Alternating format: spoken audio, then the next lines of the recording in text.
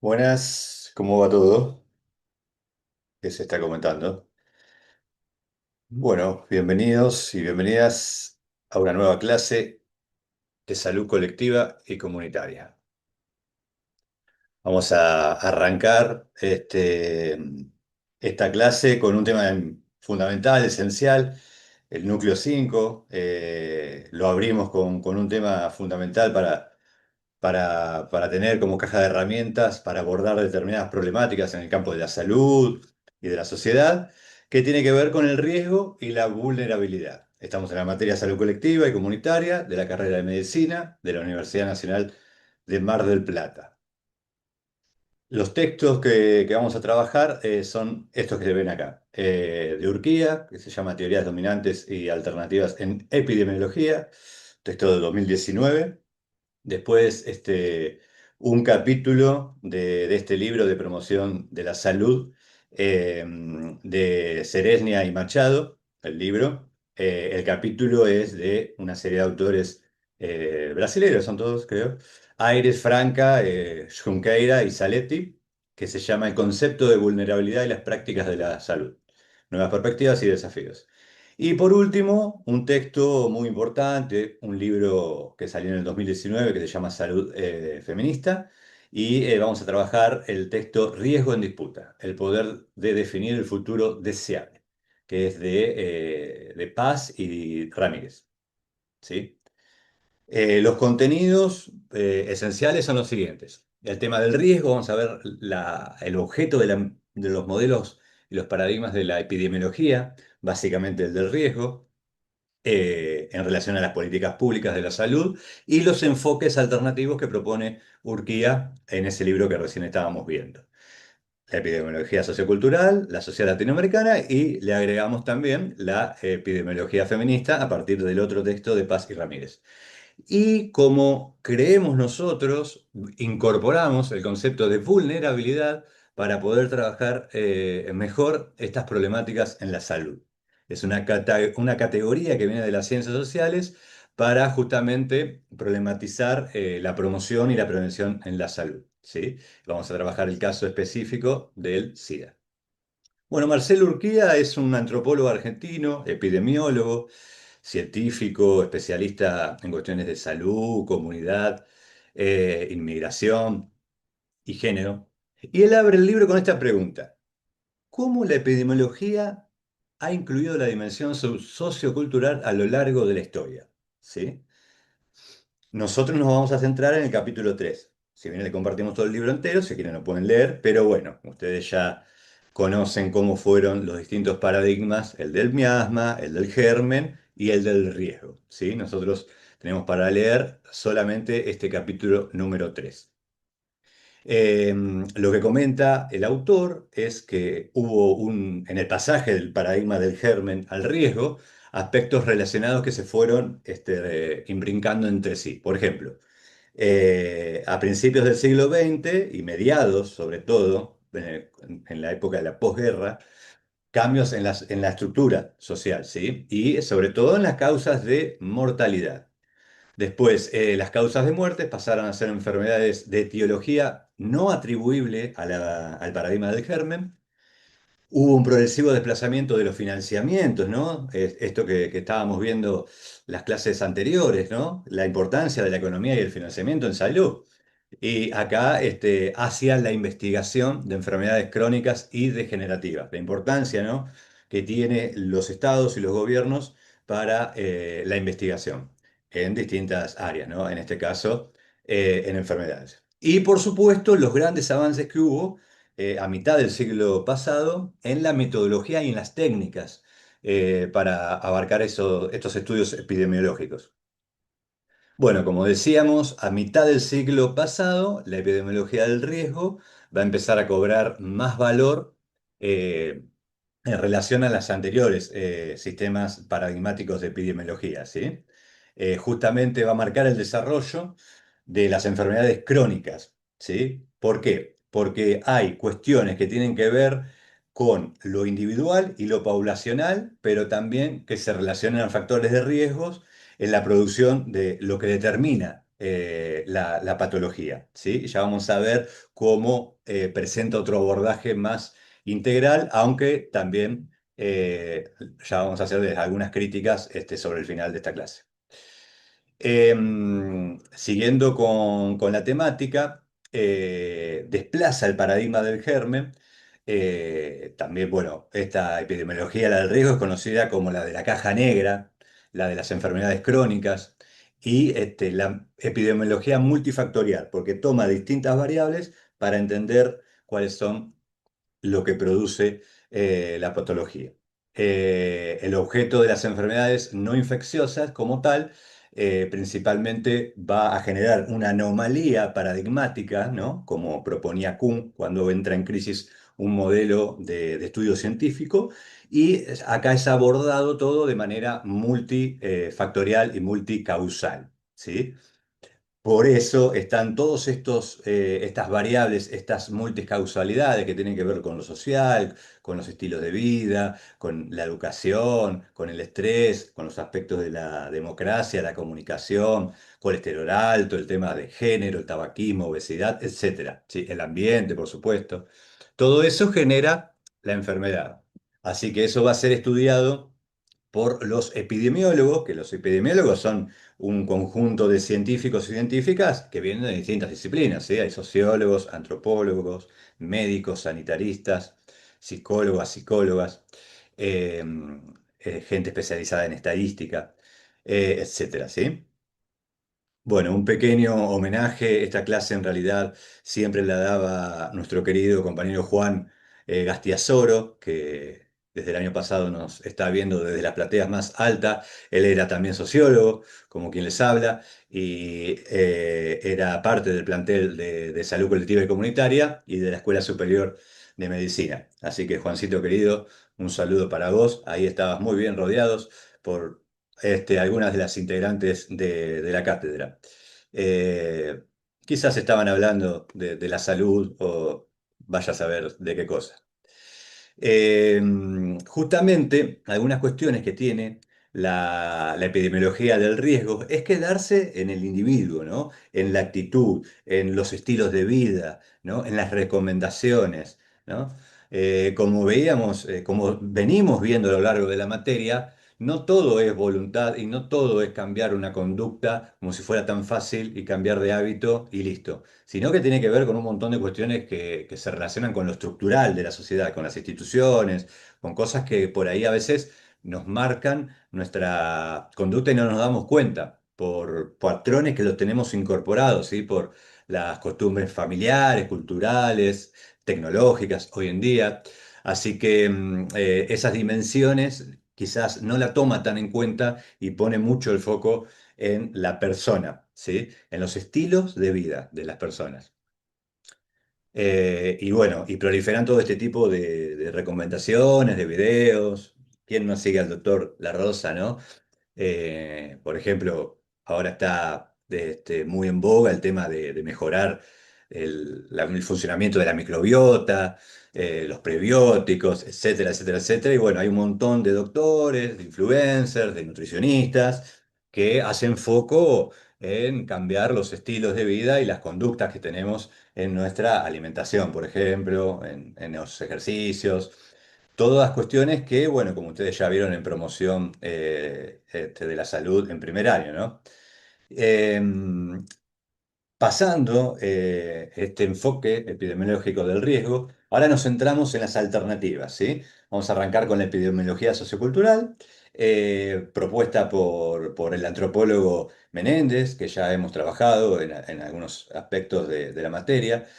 A partir de su enfoque antropológico, analizando justamente lo social ante lo patológico en sí mismo, superando el reduccionismo cosificante, individualista y segmentado, positivista que tiene el modelo médico hegemónico y, bueno, y por supuesto las epidemiologías más clásicas, proponiendo una perspectiva y un paradigma más holístico, más etnográfico, ¿sí? En donde no es que saca lo cuantitativo, la metodología cuantitativa, sino que la deja, la tiene en cuenta, pero incorpora las técnicas cualitativas que tienen que ver con justamente el pensamiento, la subjetividad, incorporar, digamos, el deseo de la población, de las personas. Así que en ese sentido es una epidemiología que aborda de manera sociocultural estas cuestiones de la salud. Luego está la epidemiología social latinoamericana, con grandes autores, Breil, Granda, Brossman, Almeida Filo, que justamente entienden a la salud y a la enfermedad como todo un proceso social, cultural y político, ¿sí?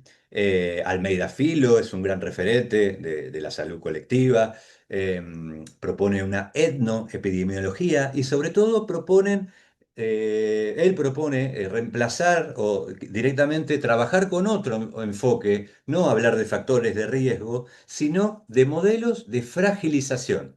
Miren qué caja de herramienta tan importante. En vez de decir, no, bueno, vamos a trabajar con factores de riesgo, él dice, no, hay que hablar de modelos de fragilización, porque justamente las sociedades son desiguales, inequitativas, injustas.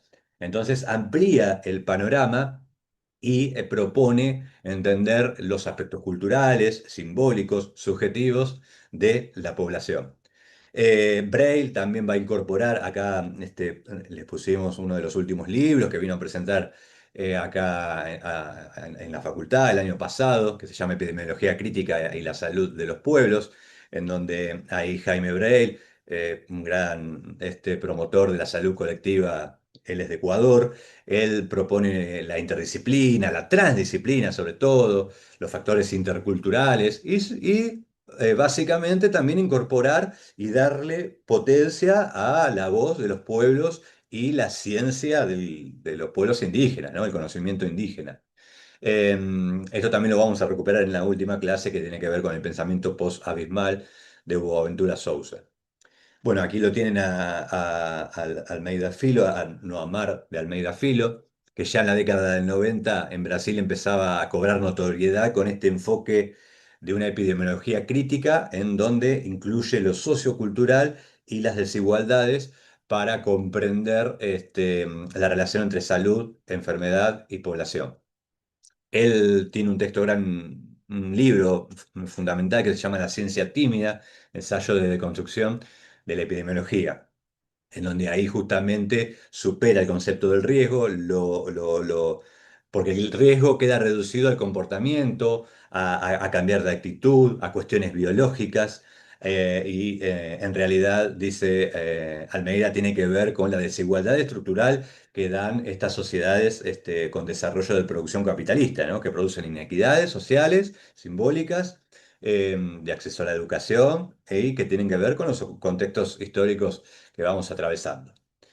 Y por último, para terminar con esta primera parte de todo lo que tiene que ver con las epidemiologías del riesgo, traemos a dos grandes referentes del feminismo y de las ciencias sociales, a Andrea Paz, una socióloga que trabaja mucho temas relacionados a la salud y el género, y a Carlota Ramírez, que ella desde el campo de la psicología propone junto a, entre otras, ¿no? En este caso con Andrea Paz en el libro que les comentaba hace un rato, un enfoque que entiende a la epidemiología como un concepto política, un concepto que tiene que ver, que está en disputa permanente, ¿sí? Para tener una perspectiva más plural y más justa, incorporando la idea de redes, las cuestiones relacionales en los cuidados y la importancia de lo colectivo. Eh, en este libro que se escribió en el 2019, el capítulo que tienen para leer es este, Riesgo en disputa, el poder de definir el futuro deseable. Ahí dice, bueno, riesgos. ¿Riesgo de quiénes? ¿Quién define el riesgo, no? Que siempre son por lo general hombres, blancos. ¿Cuáles son los factores del riesgo? ¿En personas sanas solamente? Eso parece ser que las autoras dicen, bueno, eso es bastante discrecional porque uno puede ver las relaciones de poder que hay esas relaciones de poder marcan desigualdades sociales y que a veces no están visibilizadas. Y entonces ellas proponen disputar esa hegemonía en la epidemiología del riesgo. El caso de Belén, no sé si lo conocen, un caso emblemático. Esta película salió en cines, bueno, protagonizada muy bien por Dolores Fonsi. Belén, que en realidad no era el nombre Belén, pero bueno, decide la abogada, interpretada por Dolores Fonsi, cambiarle el nombre por una cuestión legal y aparte ella, al quedar presa, no quería que le conozcan el nombre por cuestiones de seguridad. Ella produce un aborto espontáneo y no sabía que estaba embarazada. Se entera en el hospital por un dolor, por un cólico, es atendida. ¿Cómo arranca la película? Es tremendamente llamativa y potente. No le quiero spoilear mucho, solamente compartirle un fragmento de la película. Ella queda, digamos, detenida bueno, por asesinato. En realidad la figura no es asesinato, sino que porque, bueno, se dio un aborto espontáneo en un embarazo de 2 meses y, bueno, la policía, la justicia actuó de una manera muy mal, de muy mala praxis en Tucumán, ¿sí? Yo les quiero compartir para que noten realmente, para que nos metamos un cachito en cómo en el tráiler se puede ver un poquito esto, a ver si podemos detenernos. 2 minutitos dura nada más esto. Yo no parí ningún bebé. Doctora, por favor. Llegué al hospital a que me ayudaran y terminé presa, Por favor. habiéndome enterado que había perdido un embarazo. Ni el duelo me dejaron hacer. Bueno, le cuento a la gente que Soledad es la abogada defensora de Belén. Y los jueces encerraron a una persona inocente sin pruebas. Ella está presa por homicidio. Estás obsesionada con sacarme los casos. Me encantaría no tener que hacerme cargo de las mujeres que sistemáticamente dejas abandonadas. Tenemos que sacar a Belén cuanto antes. La situación es crítica. Hay que convocar una gran marcha nacional. Libertad para Belén ya y anulación del fallo.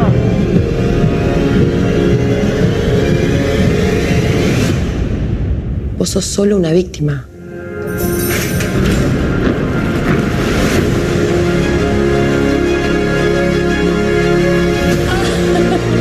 ¿A quién defiende la justicia si no es a personas como Belén?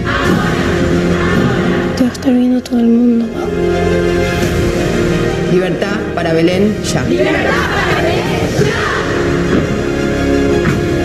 Nos vemos en las calles. Te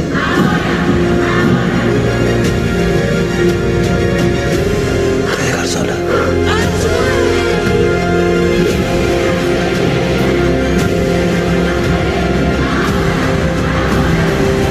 Escuchen, porque esos gritos no van a parar.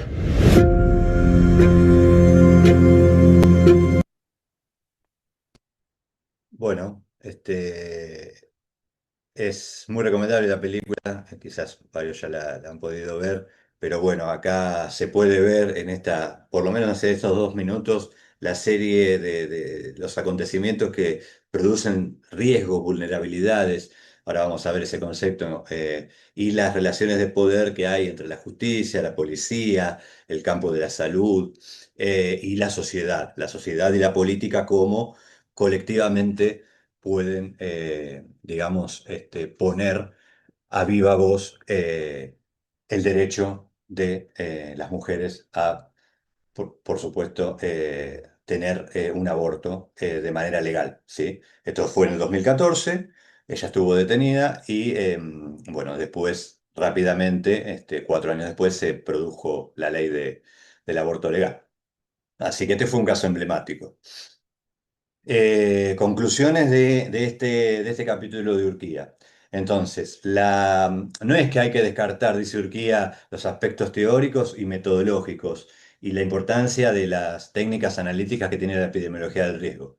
No, eso hay que tenerlo en cuenta. El tema es que hay que también traer todas estas otras dimensiones sociales, culturales, étnicas, de género, para poder trazar, para poder comprender y de construir algunas cuestiones que están naturalizadas y poder proponer una epidemiología mucho más superadora a la del enfoque del riesgo. Así que ahora pasamos directamente al concepto de vulnerabilidad, como les decía, de estos autores brasileños que está en el libro antes mencionado. Acá este enfoque permite obtener una respuesta amplia, ¿no? Social, política, sanitaria, que ellos van a analizar sobre todo el caso del HIV. Ellos van a poner en foco el concepto de vulnerabilidad para relacionar lo individual, por un lado, ¿no? Los aspectos de las personas, lo social, las estructuras sociales, y lo programático, ¿sí? La agenda del Estado, la incorporación de políticas públicas para trabajar la temática, ¿sí? Esas son dimensiones que no se pueden separar, tienen que estar en conjunto, en el sentido de promover y prevenir la salud en la producción de la vulnerabilidad y la salud de las personas. Este cuadrito es muy importante porque miren cómo el concepto de grupo de riesgo solamente relaciona el contacto entre el infectado, ¿no? La persona infectado y lo susceptible, ¿no? Ese es el problema objetivo. Y el resultado esperado es la barrera de transmisión. Después, el comportamiento de riesgo como concepto se expone al virus. El problema es ese. Y el resultado, prácticas seguras, ¿sí? Tiene que ver con la actitud, las prácticas, las acciones de los individuos y las recomendaciones de los actores de la salud. En cambio, el de vulnerabilidad, el problema es la población y las vulnerabilidades de la población, lo susceptible de la población, la fragilidad, como decía Almeida Filho. Y la respuesta tiene que ser social y política. Por eso tiene que ver con un conjunto de disciplinas que generan un alcance más profundo. La vulnerabilidad es un concepto que viene de las ciencias sociales, que está relacionado con la falta o la no posibilidad de acceder a bienes materiales, simbólicos y de servicio que puedan suplir aquello que a una persona lo hace vulnerable, ¿sí? Los autores van a proponer tres periodos que trabajan en este sentido, el caso emblemático del HIV, para poner como ejemplo este concepto de la vulnerabilidad. El primer periodo, cuando empieza esta gran epidemia y pandemia en realidad que hubo en gran parte del globo terráqueo, de 1981 a 1984. Un segundo periodo que va de 1985 al 88 y uno que va de 1989 a la actualidad. El primer periodo estuvo marcado por las cuatro H. Se le llamó rápidamente las cuatro H. Entre comillas, los grupos de riesgos eran los homosexuales, los haitianos, los hemofílicos y los heroinómacos, ¿no? Los que consumían heroína. Se lo estigmatizó mucho. Fue muy ineficaz la primera digamos, tratativa que se le dio al caso y tuvo que ver también con una cuestión mediática, ¿sí? Y bueno, gente muy conocida, por ejemplo, Michel Foucault, murió a causa de portar el VIH, él entraba dentro de la categoría homosexual. Bueno, también como estos grandes cantantes que tuvimos acá a nivel nacional, Federico Moura, el cantante de Virus en los años 80, que también falleció a causa del VIH, y bueno, Freddie Mercury, que también hay películas, hay series, libros hechos sobre la vida de él, y bueno, justamente uno puede ver ahí la vulnerabilidad que él sufría siendo homosexual dentro de un contexto bastante nada, muy homofóbico. Bueno, miren lo importante de este autor trans, filósofo español Paul Preciado, en donde él dice lo siguiente, una crítica que le hace, ¿no?, a la cuestión del SIDA. El SIDA fue a la sociedad neoliberal heteronormativa del siglo XX lo que la sífilis había sido a la sociedad industrial y colonial. Miren esa comparación. Los primeros casos aparecieron en 1981, como vimos, precisamente en el momento en que la homosexualidad dejaba de ser considerada como una enfermedad psiquiátrica. Increíblemente, se da esa paradoja. Después de que hubiera sido objeto de persecución y discriminación social durante décadas, ¿sí? Hubo todo un movimiento en los años 70 y 80 que, bueno, trataron de desnaturalizar a partir del empoderamiento de los movimientos la homosexualidad como una cuestión psiquiátrica. Preciado termina diciendo. La primera fase de la epidemia afectó de manera prioritaria a lo que se nombró entonces como las 4H, lo que decíamos recién, ¿no? El SIDA remasterizó y reactualizó la red de control sobre el cuerpo y la sexualidad que había tejido la sífilis y que la penicilina y los movimientos de descolonización feministas y homosexuales habían desarticulado y transformado en los años 60 y 70, como en el caso de las prostitutas. En la crisis de la sífilis, la represión de la homosexualidad solo causó más muertes. Esto lo dijo Preciado hace ya unos años. Miren, ¿no? Entender la importancia del contexto histórico para ver cómo una cuestión tan trascendental y tan problemática para toda una población, es interesante tener estas herramientas. Ya en el segundo periodo, el que va del 85 al 88, ahí se produce la pandemia, porque se empieza a expandir por diferentes territorios. La crítica por parte de los movimientos sociales, como decía Preciado, y hubo estrategias de reducción del riesgo, no solamente por los propios movimientos, sino, bueno, la intervención de los estados. Y la noción de comportamiento de riesgo. Ya finalizando la década del 80 hasta, bueno, hasta el devenir de los tiempos, hubo una expansión geográfica y segmentada, se segmentó la población, avances en la tecnología, por supuesto, eso fue fundamental, pero no en la prevención, y bueno, la incorporación del concepto de la vulnerabilidad y el empoderamiento de los movimientos sociales. Bueno, yo acá les traje el caso también emblemático de Cris Miró, que está en la serie. Cris Miró vivió muy pocos años también, producto de un cáncer linfático que ya venía sufriendo la aportación del VIH. Fue una de las artistas que fueron las que promovieron el movimiento travesti en la Argentina, y ella sufrió mucho por parte de la familia, los medios, los amigos, la farándula, pero bueno, le puso el cuerpo y dejó un legado, y el movimiento feminista y de disidencia lo incorporó a su causa. Así que bueno, vamos llegando al final de la clase. Repensar la promoción de la salud es fundamental, porque en esto que llamamos proceso de salud, enfermedad, cuidado, atención, hay que entender que todo esto es un proceso interrelacionado. No hay una historia natural de la enfermedad, sino que hay una historia que no es natural, sino que es social, cultural y política de la enfermedad. Las tres dimensiones, como decíamos al principio, tienen que ver con lo individual, el aspecto más individual de la sociedad, que somos nosotros como individuos, lo social, la estructura social, y la programática, que tiene que ver con los programas de salud. Esto es lo que nos propone el concepto de vulnerabilidad. Así que los principales aportes que da esta discusión con respecto al VIH es que, bueno, justamente las críticas que hubo en el contexto, la estigmatización, no solamente mediática, sino familiar, en todas las instituciones, ¿no? Las instituciones disciplinarias que Foucault muy bien cuestionó, porque justamente todas ponían en foco al individuo, ¿sí? Y se hablaba del riesgo, ¿no? Comportamientos riesgosos, etcétera. Eso reduce mucho promover y prevenir ciertas enfermedades.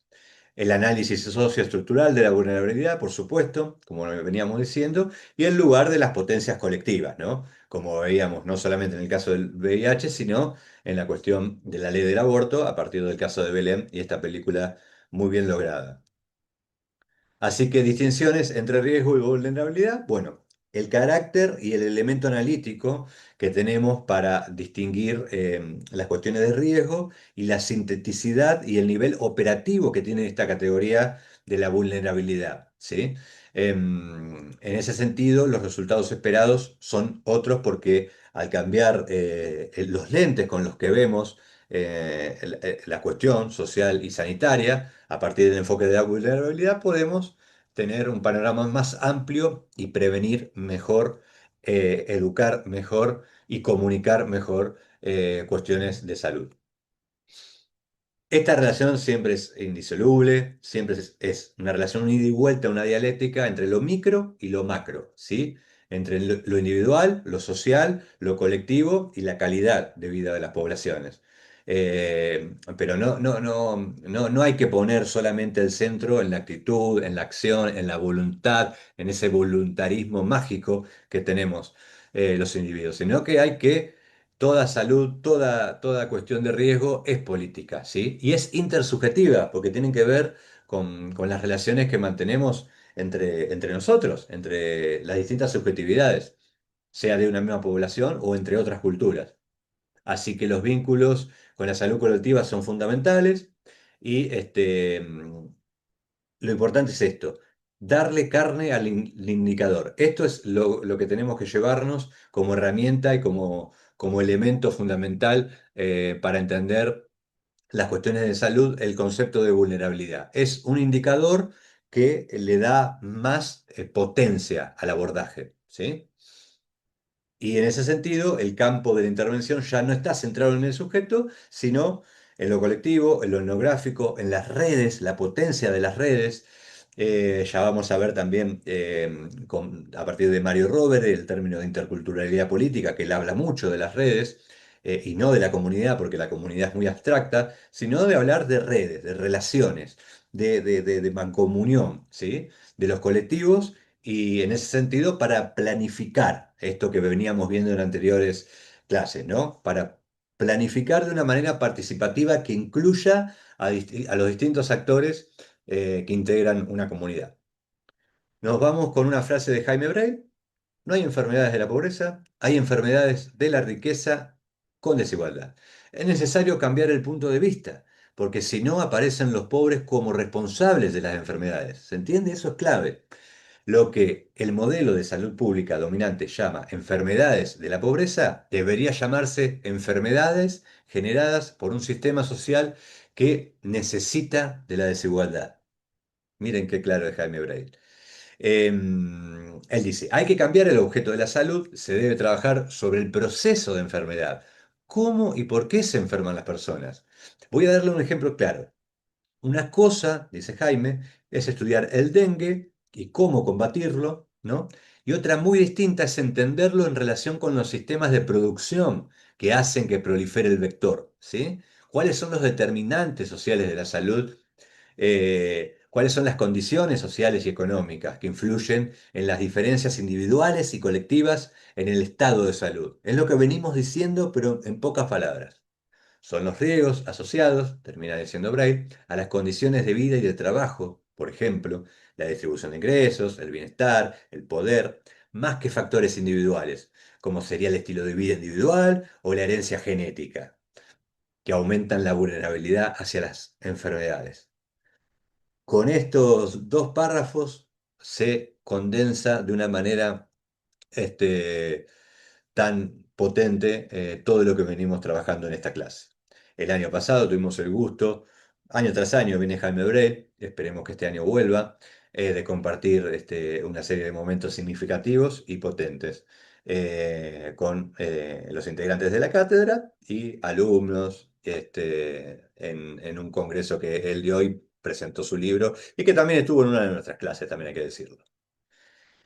Nos vamos despidiendo, nos vamos diciendo adiós, pero bueno, que nunca se alargue el adiós. Bueno, espero que les haya gustado las clases. Nos estamos viendo prontamente, ¿sí? Saludos para todos y todas.